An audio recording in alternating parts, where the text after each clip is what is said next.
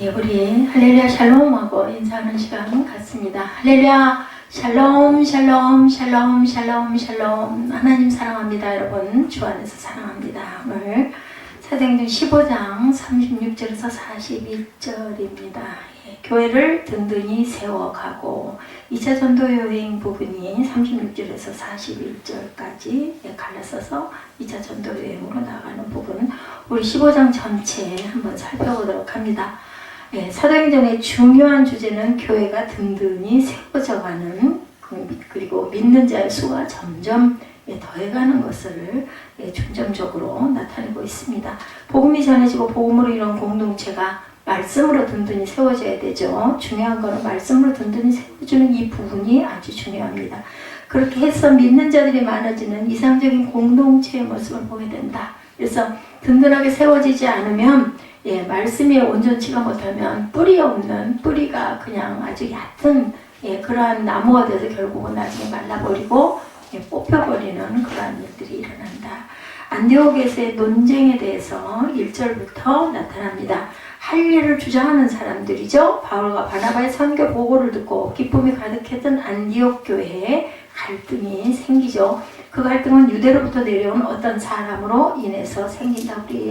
우리 그 중점 구절만 읽었으니까 조금씩 읽으면서 가죠. 1절에 어떤 사람들이 이렇게 시작되죠. 유대로부터 내려와 형제들을 가르치되 너희가 모세의 법대로 할례를 받지 아니하면 능히 구원을 받지 못하리라. 이렇게 얘기합니다. 2절에 바울 및 바나바와 그들 사이에 적지 않은 다툼과 변론이 일어난지라 형제들이 이 문제에 대하여 바울과 바나바와 및 그 중에 몇 사람을 예루살렘에 있는 사도와 장로들에게 보내기로 작정을 했다. 이렇게 나타나죠. 그리고 3절에 보니까 그들이 교회의 전송을 받고 베니게와 사마리아로 다니며 이방인들이 죽게 돌아온 일을 말하여 형제들을 크게 기쁘게 하더라. 예루살렘에 이르러 교회와 사도와 장로들에게 영접을 받고 하나님이 자기들과 함께 계시어 행하신 모든 일을 말하며 5절 바리새파 중에 어떤 믿는 사람들이 일어나 말하되 이 이방인이 할례를 행하고 모세의 율법을 지키라 명하는 것이 마땅하다 아니라. 이렇게 결론이 내려집니다. 할례를 주고 모세의 율법을 지키라고 명령하는 게 마땅하다. 자, 이런 이 갈등 이해되죠? 저는 이해가 됩니다. 그죠? 이방인들이니까 할례를 주되 모세의 율법을 지키라고 얘기하는 게 마땅하다. 이제까지는 교회들이 유대적 기원을 갖고 있었고 예루살렘 교회 자체도 기독교가 이방 세계로 번져나가는 일을 감독할 책임, 온전하게 잘 번져나갈 수 있도록 잘 이렇게 만나 틀리나 감독을 해야 된다. 근데 이제 이방 전도는 미처 예상치 못한 규모로 너무나 커져가고 있습니다. 이방인들이 십자가에 못 박히고 부활하신 예수님을 주로 고백한다는 사실도 대단한 일이었죠. 근데 많은 유대 그리스도인들은 그것만 가지고는 부족하다라고 생각을 하고 교회의 윤리적 수준을 지킨 오직 한 가지 방법으로 모세의 율법을 지키도록 하는 것, 이것이다. 5절이었습니다. 이를 주장하는 사람들은 바울이 갈라디아에서 말하듯 가만히 들어온 거짓 형제였을 것이다. 이 주장들은 모세의 법에 대해서 레위기 12장 3절에 8째 날에는 그 아이의 표피를 볼 것이요. 아이가 태어나서 8일째 되면은 할례를 해라 이거죠. 그릇된 할례관에 대해서 갈라디아서 6장 13절에 증거합니다. 할례를 받은 그들이라도 스스로 율법을 지키지 아니하고 너에게 할례를 받게 하려는 것은 그들이 너의 육체로 자랑하려 함이라 라고 얘기합니다. 스스로는 율법을 안 지키면서 할례를 받게 하는 것은 자기 육체로 나는 이렇게 할례 받았어 이것을 자랑하게 합니다.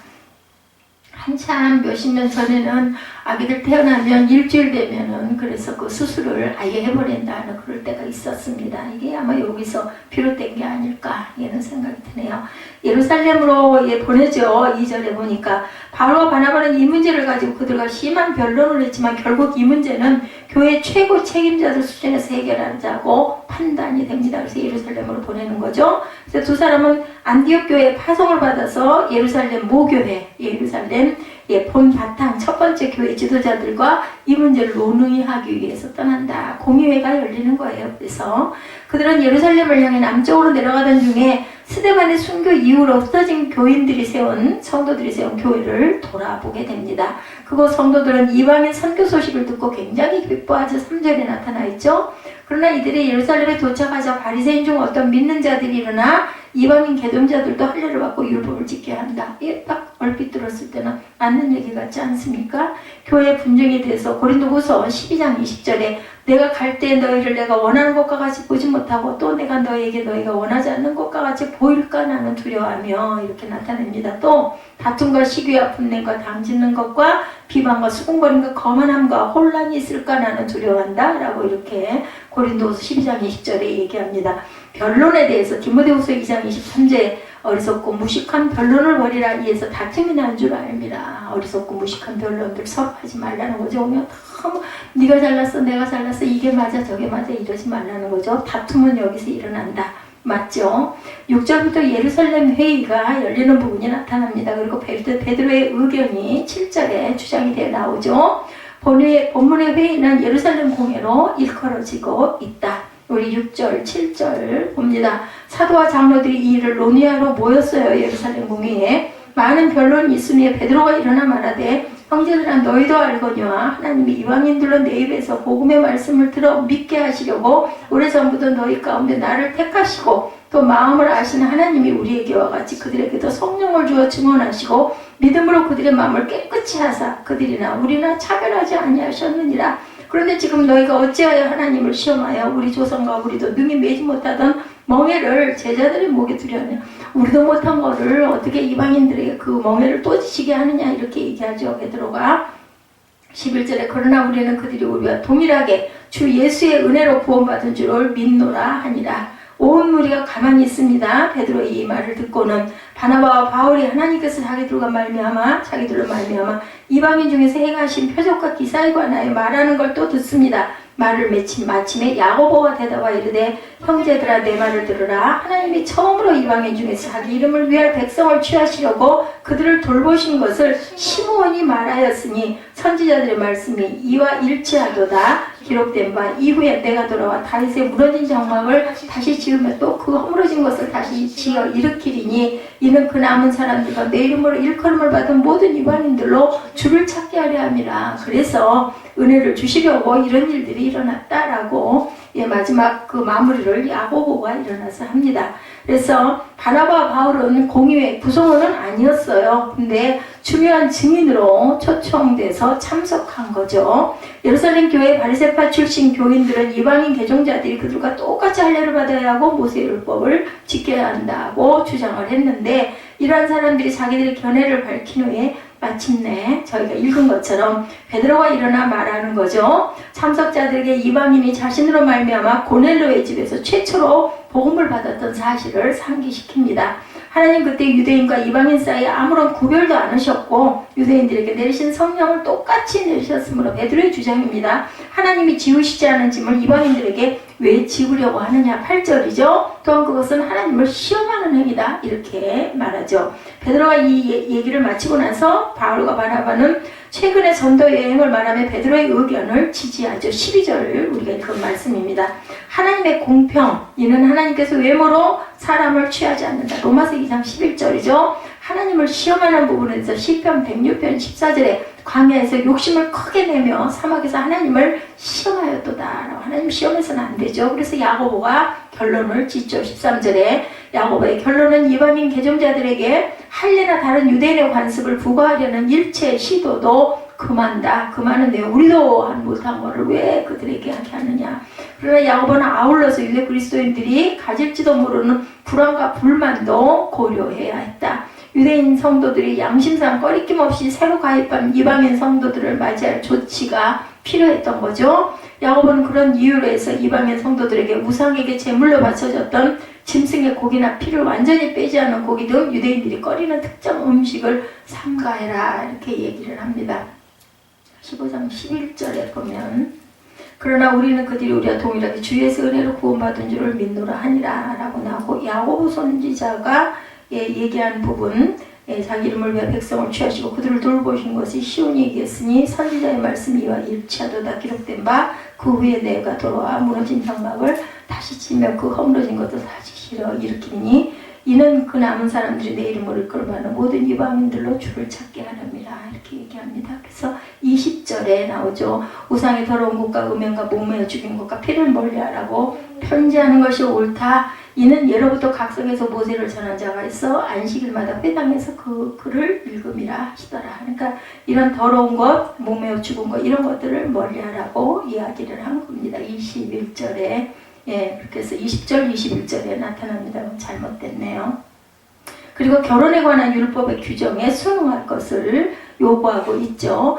야고보는 자신의 판단을 구약성경 아모스 9장 11, 12절을 인용하고 뒷받침합니다. 야고보가 인용한 성경은 그 본문을 영적으로 해석하여 이방인들 가운데 하나님을 아는 지식이 확장될 것을 말하죠. 우상의 제물에 대해서 에스겔 4장 14절에도 내가 말하되 아하 주 여호와여 나는 영혼을 더럽힌 일이 없었나이다. 어려서부터 지금까지 스스로 죽은 것이나 짐승에게 찢긴 것을 먹지 아니하였고 가증한 고기를 입에 넣지 아니하였다. 아모스가 이렇게 얘기한 것처럼 이런 것들을 20절에 나온 더러운 것과 음행과 목매어 죽인 것과 피를 멀리하라고 편지하는 것이 옳다. 이것이 바로 그 아모스에 대한 그런 얘기와 같은 얘기다. 하나님을 아는 지식이 이렇게 해서 점점 더 커져야 되겠다는 것을 말하죠. 우상의 제물에 대해서는 우리가 정말 그런 거는 삼가해야 된다. 그리고 음행에 대해서 고린도전서 10장 8절에 그들 중에 어떤 사람들이 음행하다가 하루에 23,000명이 죽었나니 우리는 그들과 같이 음행하지 말자. 이 음행은 정말 무서운 거죠. 사도들의 편지에 대해서 22절부터 이렇게 나타나죠.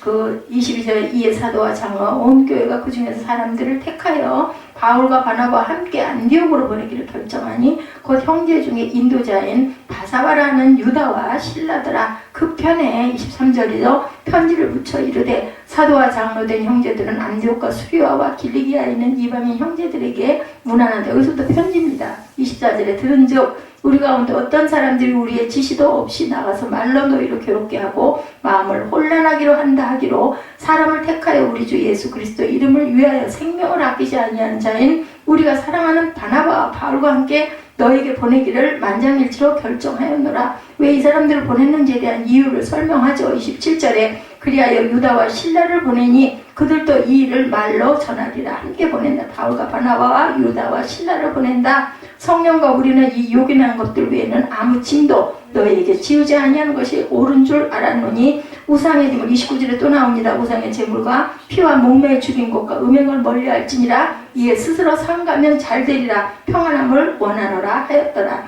그들이 작별하고 안디옥에 내려가 무리를 모은 후에 편지를 전하니 읽고 그 위로한 말을 기뻐했다. 이렇게 나타나 있습니다. 그래서 36 우리가 함께 아까 읽었던 건 바울의 2차 전도 그렇게 되고 이제 유다와 실라도 선지자라 여러 말로 형제를 권면하여 붙게 하고 얼마 있다 평안히 가라는 전송을 형제들에게 받고 자기 일을 보내던 사람들에게 돌아가니 35절에 34절은 없죠. 바울과 바나바는 안디옥에서 유하며 수다한 다른 사람들과 함께 주의 말씀을 가르치며 전파하고 며칠이 지난 다음에 이제 갈라지는 찢어지는 부분이 나타나는 게 오늘 말씀의 그 중점으로 그쪽을 삼았습니다. 그래서 우리가 사도들의 편지에 대한 것 그리고 예루살렘 교회 지도자들은 자신의 결정이 성령의 뜻에 따른 것이다 라는 확신을 가졌다라는 것, 편지를 받은 안디옥 교회 이방인 성도들은 그 내용이 큰 위로를 받고 기뻐했다라는 부분이 나타나죠. 31절에 그것은 유대 그리스도인들이 거리낌 없는 사귐을 갖게 하고 이 문제로 인해서 분열이 일어나지 않게 해결되지 않은 그들의 새로운 각오와 봉사와 증거 사역을 감당해 나가는 부분을 30절과 31절에 기뻐하는 부분으로 나타냅니다. 그리고 이제 바울과 바나바의 이야기 2차 전도 여행 시작이죠. 불화가 일어납니다. 어떻게 그렇게 바나바가 어떤 사람?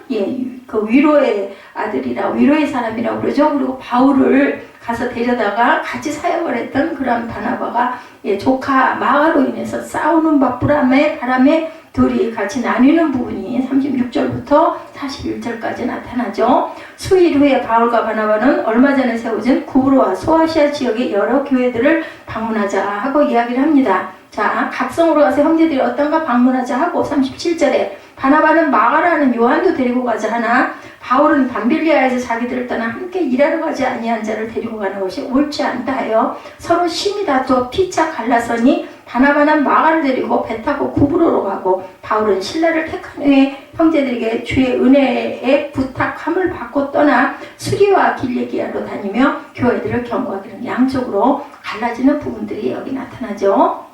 그래서 전도 여행이 두 갈래로 나뉘어지게 되었다. 바울은 신라가 자기와 관점을 같이 할 만한 사람임을 새롭게 발견하고 새로운 여행지 동반자로 삼습니다. 40절, 41절이죠. 신라에 대한 이야기 고린도 후서 1장 19절에 증거하고 있습니다. 이 신라에 대한 사람에 대한 이야기. 우리 곧 나와 실로아노입니다. 디모데로 말미암아 너희 가운데 전파되는 하나님의 아들 예수 그리스도는 예하고 아니라 함이 되지 아니하였느니라. 그에게는 예만 되었느니라. 이렇게 고린도 후서에 증거되어 있어요. 예, 신라가 실로아노로 나타납니다. 그리고 디모데는 믿음의 아들이죠. 예, 영의 아들이기도 합니다. 이렇게 소개되어져 있습니다. 그래서 결론으로는 15장에 교회가 개종자들을 받아들이 할 때 중요하게 여겨야 할 점을 자세하게 교훈하고 있죠. 그 더러운 것, 우상에게 드린 것, 그리고 음행과 목매어 죽인 것, 피를 멀리하라. 이렇게 이거를 하자. 할례를 하고 모세 율법을 지키고 이런 거는 우리도 못한 것 그들에게 짐이 되게 하지 말고 다만 요거 하나 20절 이 부분을 우리가 강조해서 얘기해야 되지 않겠느냐라고 얘기하죠. 또 교회 공동체를 하나 되게 하는 것은 믿음이고 성령이 하나 되게 하심으로 가능해진다. 사는 것이 우린 뭘까? 그죠? 오늘도 제가 생각해 봤습니다. 우리 선택이에요. 갈등하고 결단하는 것, 순간순간. 그래서 하루를 어떻게 살까? 저는 오늘 선택을 잘못하는 바람에 그죠? 아주 힘든 하루를 보냈습니다. 그 결단 하나 자체가. 그렇기 때문에 누구에게는 그게 굉장히 가하지만 누구에게는 그게 너무너무 힘든 부분이기도 하다는 걸 제가 오늘 깨달았습니다. 맞는 얘기거든요. 사실은 그렇게 해서 좀 시간을 그렇게 분배를 하고 얼마든지 할 수 있으니까 그런 방법 정말 좋은 방법인데 저한테는 굉장한 역부족이고 힘든 부분이었다.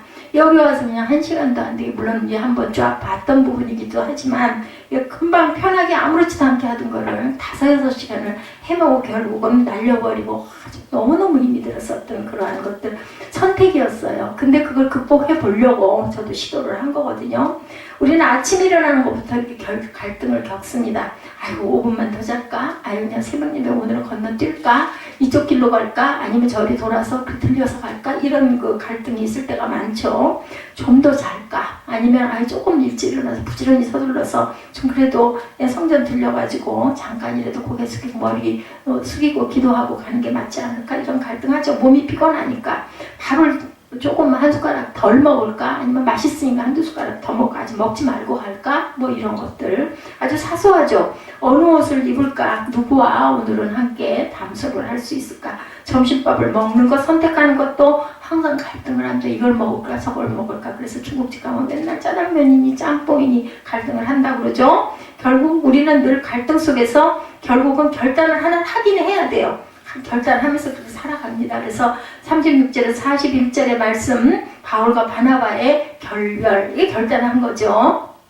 우리가 읽어봤기 때문에 그 부분은 제가 건너뜁니다. 며칠 후에 바울은 바나바가 주변에 있는 성도들이 어떻게 지내는지 우리가 세운 교회들 둘러보자. 아주 좋은 생각이었습니다. 바나바는 마가라고 하는 자신의 조카죠. 데리고 가자고 그랬고 바울은 중간에서 1차 여행 도중에 또 가버렸어요. 그죠?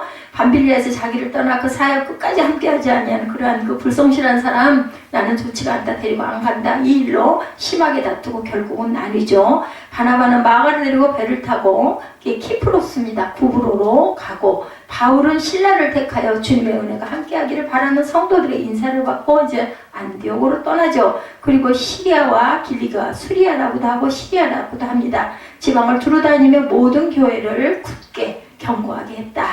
훌륭한 목회자였던 바울과 바나바가 싸웠어요. 그죠? 다퉜어요. 어떻게 그랬을까? 바울이 빌립보서 2장 3절에 보면 아무 일에든 다툼이나 허용으로 하지 말고 다투지 말라고 그랬잖아요. 오직 겸손한 마음으로 각각 자기보다 남을 낮게 여기라 했던 사람이었던 바울인데 그런 바울이 어떻게 다퉜을까? 더구나 예, 그죠? 믿음의 길로 아주 가장 어렵고 힘들었을 때 바울을 두둔하고 모든 사람들에게 바울이 그런 사람이 아니고 변화됐다라는 걸 증거를 했던 그런 위로의 사람 바나바가 어떻게 그렇게 다퉜을까?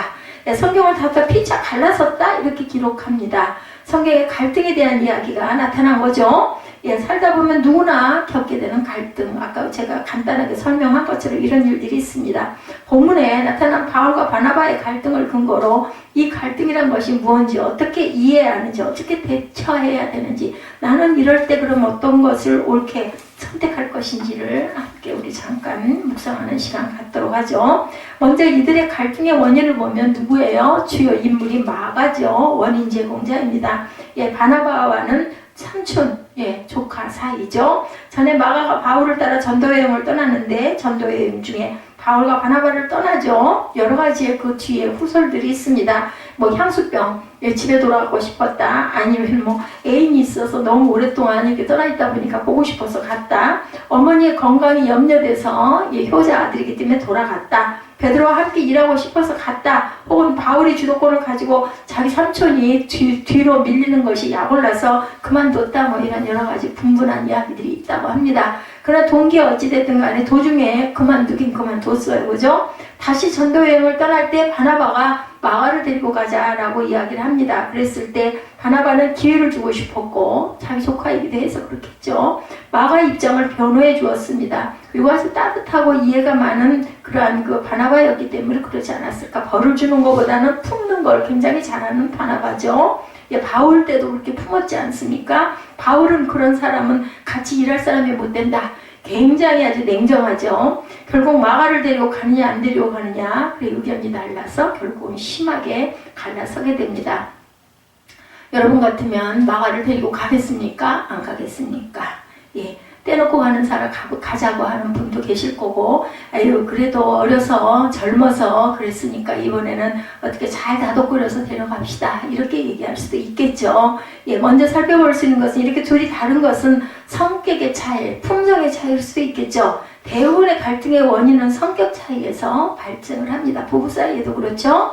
성격이란 각자의 생활 양식과 가치관에 따라 독특하게 나타나기도 합니다. 이런 차이를 이해하지 못하는 데서 결국은 발생과 갈등과 그리고 찢어짐, 그죠? 나눔이 발생하죠.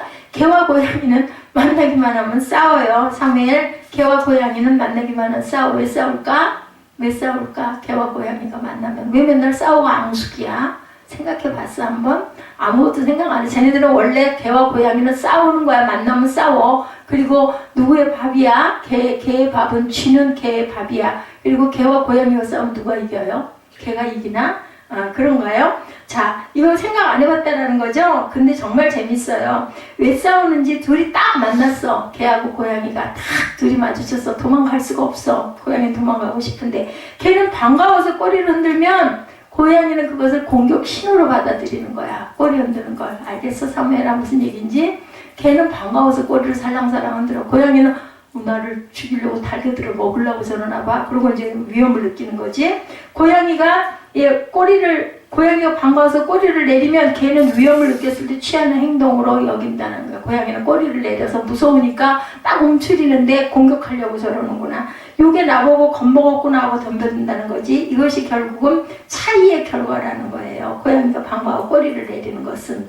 자, 그래서 예, 결혼합시다. 처음에는 자기와 다른 것이 좋고 매력이 느껴져. 아, 참 달라서 너무 신선하고 너무 좋아. 너무 매력 있어. 그런데 결국은 예, 서로 다른 것을 수용하지 못하고 불편해합니다. 그 호기심과 그러한 그 매력이 조금 식어지다 보면 예, 저는 굉장히 개와 고양이 이야기가 재밌었는데 사회는 하나도 재미가 없나 봐. 전혀 상관을 안 하네. 자, 자라온 환경, 유전, 생활 방식으로 다른 방식으로 살아왔고 그런 환경도 달랐고 그리고 환경도 달랐고 생활 방식도 달랐기 때문에 남녀가 만나서 처음에는 다른 것이 굉장히 좋아 보였는데 살다 보니까 엄청 불편하거든요. 통하지 않는 것들도 많고 그리고 또 하나는 일 중심의 사람 또한 사람 중심의 사람의 차이 때문일 수도 있다. 예, 성격, 환경 뭐 이런 것들 또한 생각하는 가치관 이런 것들 때문에 이런 갈등을 느끼는데 또 하나는 일 중심의 사람이냐 사람 중심의 사람이냐. 자, 여러분들 생각하시기에 바울은 어떤 사람이에요? 일 중심이에요? 사람 중심이에요? 일 중심이죠. 바나바는 사람 중심의 사람이었습니다. 일 중심의 사람은 모든 일에 있어서 결과를 중요시한다. 저도 아마 일 중심의 사람인 것 같아요. 이 부분을 놓고 생각해 보니까 사람 중심의 사람은 어때요? 과정을 중요시하고 그 일한 사람의 그 성품이나 그 환경이나 이런 것들을 이해하려고 하는 그런 마음이 있죠. 오늘 갈등을 겪은 두 사람 중에 바울은 일 중심, 바나바는 사람 중심의 사람이었다. 어쩌면 조카이기 때문에 조카의 그 어떤 성격이나 내면적인 부분을 바울보다 더 많이 깊이 이해하고 알고 있었기 때문 아닐까 저는 그렇게 생각이 듭니다. 일 중심으로 사는 사람은 사실 그 자체가 중요합니다. 무슨 일이 일어났을 때 그러나 결국 무슨 일이냐 이게 중요하고 사람 중심은 일보다는 일에 연결된 사람들이 더 중요한 사람인데 누가 관련되어 있느냐 교회 봉사를 맡기면 누가 나오는데 이렇게 물어본다고 해요. 봉사 요번에 뭐 저녁 점심 식사당번 봉사 어느 지역에 누가 하셔요? 이렇게 물어본다는 거죠. 일 중심의 사람은 자기 감정을 잘 안 나타냅니다. 반면에 사람 중심의 사람은 자기 감정을 잘 숨기지를 못해요. 그리고 부부싸움을 하다가도 도중에 손님이 갑자기 와요. 그러면 일 중심의 사람은 아닌 것처럼 탁, 그죠? 전혀 아닌 것처럼 시침을 뚝 떼는 걸 잘하는데 사람 중심은 싸운 것이 금방 표가 난다고 그래요. 그러니까 상처도 잘 받겠죠? 일 중심은 원리와 원칙에 입각해서 판단합니다. 잘했어, 잘못했어를 판단하는데 사람 중심은 그때 당시의 상황을 이해하려고 하는 부분이 굉장히 중요하게 여깁니다. 일 중심은 간단 명료하게 딱 잘라서 안 돼! 하고 말하는데 사람 중심은 이것저것 설명도 하고 정상 참작을 많이 하려고 하는 그런 포용력을 갖고 있다. 일 중심은 옳다 그러다가 중요하고 사람 중심은 좋다 싫다가 중요하다라는 거죠. 등산을 하더라도 일 중심은 정상까지 가야 등산의 맛이 나고 꼭 끝까지 완주하는 걸 원하는데 사람 중심은 즐거우면 가다가 중간에 재밌게 놀다 오면 되지 꼭 그걸 끝까지 갈 일이야 이렇게 생각한다라는 거죠. 일 중심의 사람과 사람 중심의 사람은 서로의 차이 때문에 서로 좋아하기도 하고 서로 단점을 보완하기도 하지만 충돌의 요소를 많이 안고 있었다는 거예요. 그래서 바울과 바나바를 한번 파악하려고 파헤쳐 보니까 이런 결론이 내려집니다. 이렇게 서로 간의 중심점이 충돌하는 것을 우리는 뭐라고 얘기해요? 갈등이라고 이야기를 하죠. 한자어가 정말 재밌어요. 갈등은 칙을 의미하는 갈자와 등나무를 의미하는 등자가 만나서 된 단어예요. 갈등이라는 것은 칙을 의미하는 그리고 등나무 등자 그래서 갈등이 됐습니다. 얽히고 설킨 매우 복잡한 양상이 바로 갈등이다. 그래서 한자어에는 어떤 그 의미들이 글자 안에 많이 숨어 있죠. 서로 다른 취향과 성격과 의견 등으로 해서 생긴 심리적 불편감 긴장, 불일치와 충돌, 분쟁으로 야기된 상황을 갈등이라고 부른다. 글자 그대로. 그죠? 그렇다면 근본적으로 갈등을 왜 생길까? 남과 다른 것이 갈등과 다툼의 원인이 되죠. 반드시 싸움이 죄는 아니에요. 바울도 싸웠고 모든 사람들이 싸웁니다. 아우 그렇게 거룩하고 그렇게 은혜가 많고 그렇게 너그러운 바나바가 그리고 바울이 영적으로 얼마나 충만하겠어요. 근데 싸우는 건 좋은 게 아니거든요. 다투지 말라고 그랬는데 근데 이 모든 사람에게 필연적으로 이런 건 있다. 내가 남과 갈등을 일으키고 싸운다고 해서 크게 너무 대단하게 죄책감 같은 거를 너무 심하게 느낄 필요는 없다는 거죠. 모든 관계는 필연적인 갈등을 내포하고 있고 어찌 보면 갈등은 관심의 표현이기도 해요. 관심이 없다면 갈등할 필요가 없죠. 내가 짜장면이 좋지 않다면 짜장면 먹을까 짬뽕 먹을까 헤매지를 않는다면 나 그거 싫으니까 그건 안 먹을 거야. 무조건 딱 선택하겠죠. 아무 관심이 없으면 굳이 다툴 이유도 없습니다. 사람과의 관계에서도. 노인이 지팡이가 무겁다고 지팡이를 버리면 어떻게 될까? 쓰러지겠죠? 못 가요. 돛담배가 돛이 귀찮다고 돛을 바다에 버리면 그 돛담배는 결국은 포류하고 맙니다. 지저분하다고 항문을 우리가 절대로 도려낼 수는 없습니다. 있어야 돼. 얼마나 귀해요. 저는 항상 너무너무 귀하다고 생각을 하거든요. 자, 다 같으면 사람은 이렇게 다 다른 사람들이 모여서 살게 됐다. 그리고 우리가 보기엔 정말 냄새나고 더러운 것도 꼭 필요한 경우가 분명히 있으면 없으면은 뭐예요? 장애인이에요. 없으면 살 수가 없습니다. 어디에다가 호스를 꼽아요? 옆구리에다가 호스를 꼽아서라도 그 부분은 분명히 있어야 되는 부분이다. 정말 웃기는 얘기하지만 정말 의미심장하고 정말 중요합니다. 우리가 그거 잘 안 하면 하루 종일 힘이 들어서 다른 거 아무것도 집중을 못하죠. 저는 그렇더라고요, 보면. 그래서 옛말에 그런 말 있잖아요. 똥말에 온 강아지. 쩔쩔 매는 거야. 안 되고 어디다가 놓아야 될지 모르게 되기 때문에 정말 기본적이고 원초적인 아주 중대한 일이다. 근데 사실은 그거 별로 이렇게 드러내고 싶어 하지 않잖아요. 근데도 굉장히 중요한 것만은 사실입니다. 타인과 다르기 때문에 타인과의 갈등은 필수 불가결하다. 그렇기 때문에 우리들이 좀 개성이 강하다 이런 이야기를 하죠. 웬만하면 그냥 저도 그래 그 김종국 집사님처럼 그래 그러다가 나중에 열불 나면은 왁 한다면요 살아있으니까 그죠? 죽었으면 그래 소리도 못하겠지만 왁 성질을 낼 리가 없잖아요. 속에 들어있는 거죠. 견디다 못하면 한바탕 터지는 거죠. 또 그 재미에 또 놀리기도 하겠죠. 우리가 대인관계를 시작할 때 우선 다른 것을 인정하는 것으로부터 시작을 해야 된다. 부부는 특히 그래야 될 것 같아요. 저 사람은 나랑 달라 그래야지 왜 너는 그러니 하고 자꾸 얘기를 하다 보면 결국은 갈등으로 인해서 그죠 가정이 파탄이 일어나기도 합니다. 그래서 적당히 해야 된다. 적당히 눈치 봐가면서 갈등 자체는 선한 것도 악한 것도 사실은 아니라는 거죠. 다만 각자 자기의 성격이 있고 다르기 때문에 다름을 인정할 줄 알아야 된다는 거죠. 기왕에 갈등을 겪고 다툼이 있다면 결국 어떻게 해야 될까? 기술적으로 다투어야 된다고 그래요. 다투더라도 극단적인 거는 피하고 극단적인 말은 피하고 근데 제가 생각을 해봐도 제 안에 악이 있어요. 제가 스스로 그걸 느끼거든요. 그래서 어떻게 하면 후배 파가지고 극단적으로 표현을 해가지고 막 정말 열받게 할까 막 이런 마음이 좀 들기도 해요. 좀 적당히 해야 된다는 걸 알면서도 그래야 속이 시원한 거려. 그렇게 할 때가 많습니다. 제가 악해서 그래요. 아무리 다투더라도 절대로 피를 부르지는 말아야 된다는 겁니다. 부부싸움 하다 보면 다투다가 흥분한 나머지 너무 쉽게 피를 부르게 되죠. 결국은 제가 얘기한 것처럼 어떻게 피를 부르냐. 피는 못 속여. 상대방이 그러면 가만히 안 있죠. 그럼 네 피는 하고 나오죠. 네 피는 어때서 하고 얘기하기로 그지? 이제는 주제를 벗어나서 싸우는 거. 피는 못 속여 그 얘기로부터 이렇게 맞받아서 결국은 피비린내라는 전쟁, 가정의 전쟁이 터진다. 바울과 바나바도 그랬다는 얘기예요. 그래서 그냥 간단하게 얘기를 시작을 했는데 결국은 나중에는 이렇게 기본은 어디로 가고 딴 얘기 때문에 싸우게 되죠. 아무리 다툴지라도 상대방의 약점을 건드려서 모독하는 것은 피해야 되겠다. 그 배를 자그마치 구박을 하고 얘기를 해야지 너무 심하게 그러다 보면 결국은 누가 쥐가 고양이를 물기도 한다는 걸 절대 잊어버리면 안 되겠다. 다른 말로 하면 문제와 사람을 구별하라는 것. 그 문제 때문에 그 사람까지 그 문제의 중심이 네가 그거지 하고 얘기하지는 절대 말라는 얘기예요. 그죠?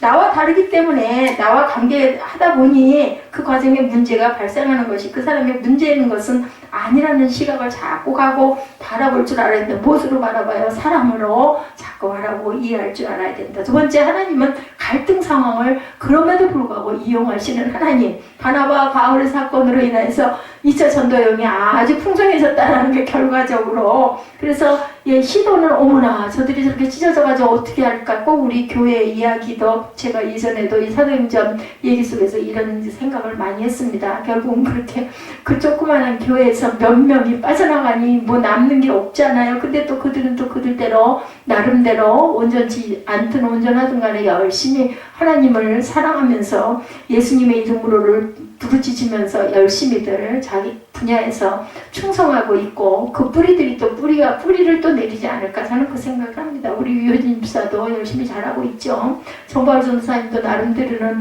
그 많은 풍파 속에서도 아직도 꿋꿋하게 살아서 오늘도 보니까 기타 갖다 놓고 혼자서도 얼마나 목청을 돋궈가면서 찬양을 하고 예배를 드린 거 좋지 않습니까? 제 대신 우리는 이분법적으로 구분해서 이건 좋고 저건 나쁘다 이렇게 얘기하는데 꼭이 그렇지만은 않다.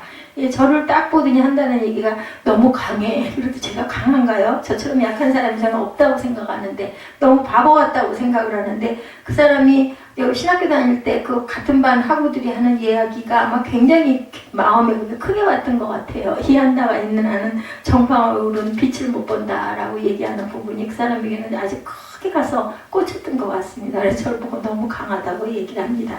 하나님의 생각은 우리보다 항상 크시고 기쁘시다는 거, 생각지도 못한 일들을 그저 그 나쁜 상황에서 이루고 가시죠. 오늘 그 본문 중심 잠깐 재미있는 이야기를 했습니다만 전혀 빗나간 이야기는 아닙니다.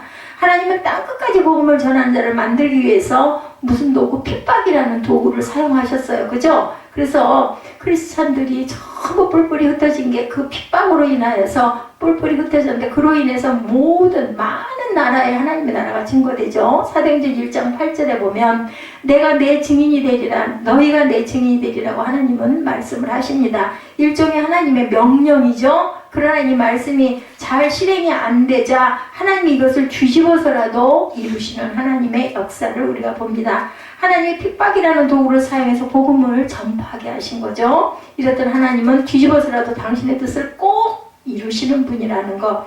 미션이라는 영화 한참 굉장히 그죠? 아주 유명하고 굉장히 이 부분 때문에 이야기들이 분분했습니다. 예수에 대한 이야기죠. 이 사람들은 천주교에서 이단으로 쫓겨난 사람들이에요. 미션에 나오는 예수에는. 저도 정확하게 잘은 모릅니다만 예수애가 해체를 당해서 멀리 쫓겨가면서 다른 데서 선교를 하기 시작을 해요. 그래서 남미나 우리나라까지 예수애가 들어오죠. 그게 오늘날 우리가 잘 아는 서강대학교가 뿌리라고 합니다. 결국 그렇게 핍박을 받던 예수애는 쫓겨다니면서 선교를 해서 오늘날 세계에서 가장 큰 수도회가 되었어요.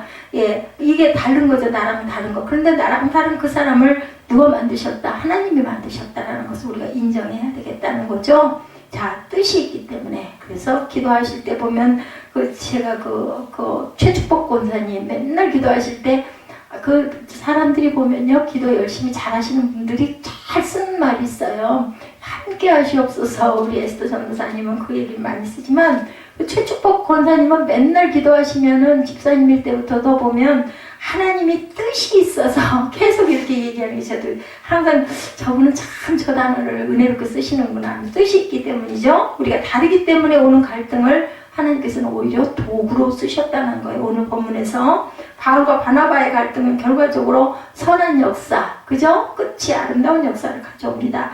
바울과 바나바라는 중량감 있는 두 선교사가 여전히 함께 다니는 것이 어찌 보면 낭비일 수 있다 보니까 찢어놓으신 거예요. 예, 우리가 생각할 때는 싸워가지고 사단이 틈타가지고 결국은 찢어졌어인데 사실은 그것을 하나님께서는 그것을 사용하셔서 오히려 두 나라를 든든하게 세우고 가십니다.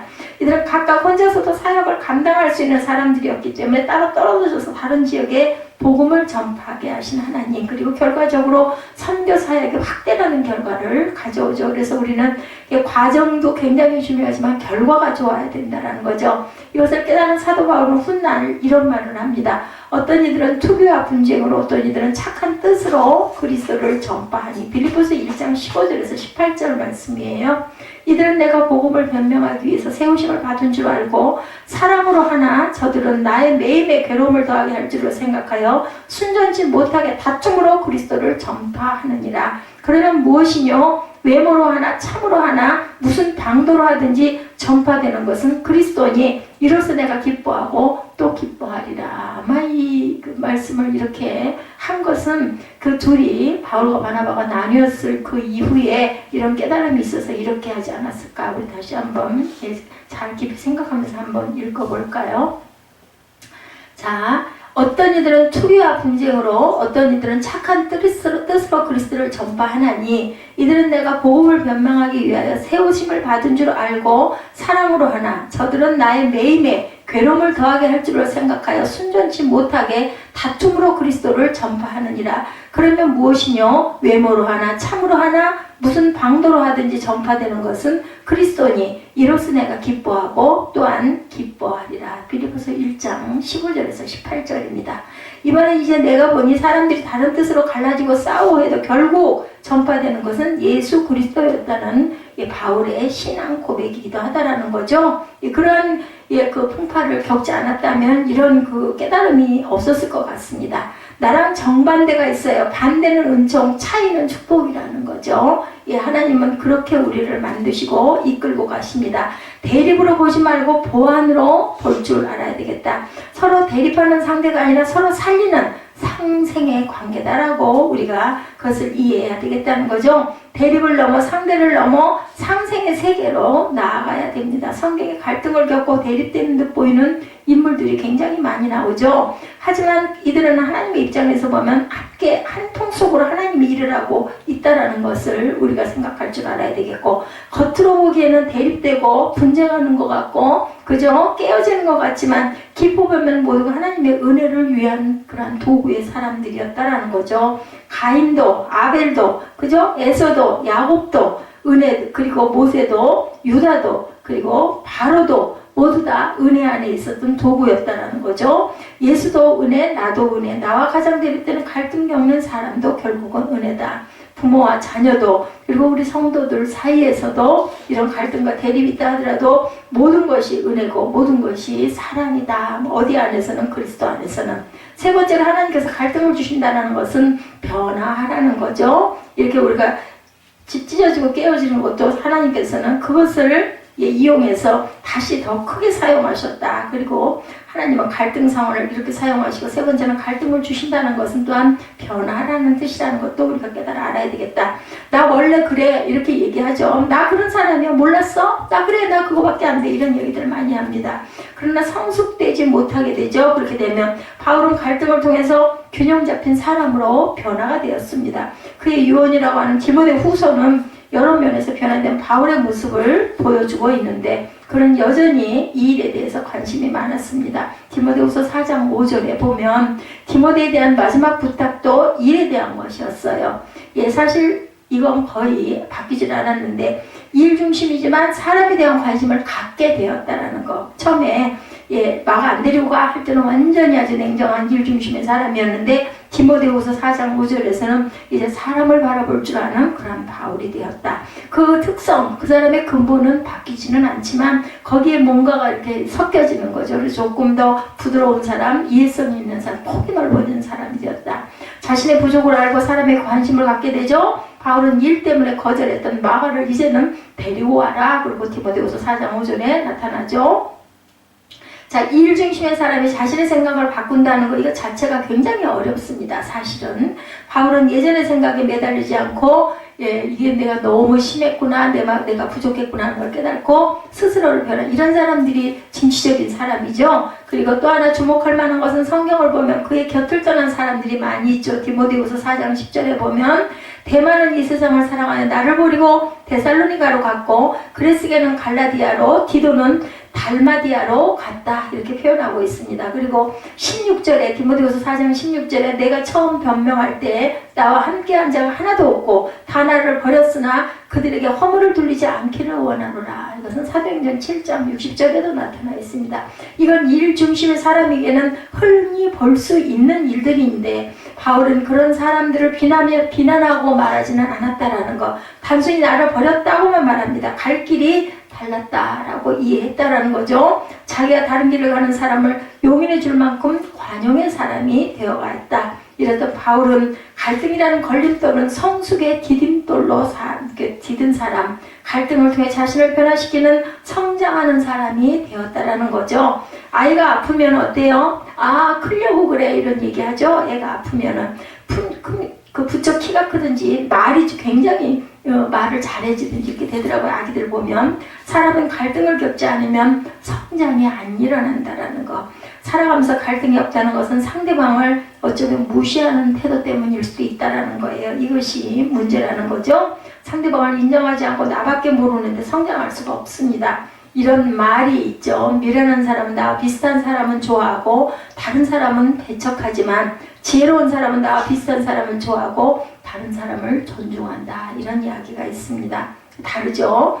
미련한 사람은 나와 비슷한 사람은 좋아하고 다른 사람은 배척합니다. 그리고 말도 안 하려고 그러죠. 근데 지혜로운 사람은 나와 비슷한 사람은 좋아하죠. 비슷하고 닮았으니까. 근데 다른 사람도 또한 다름을 존중할 줄 안다.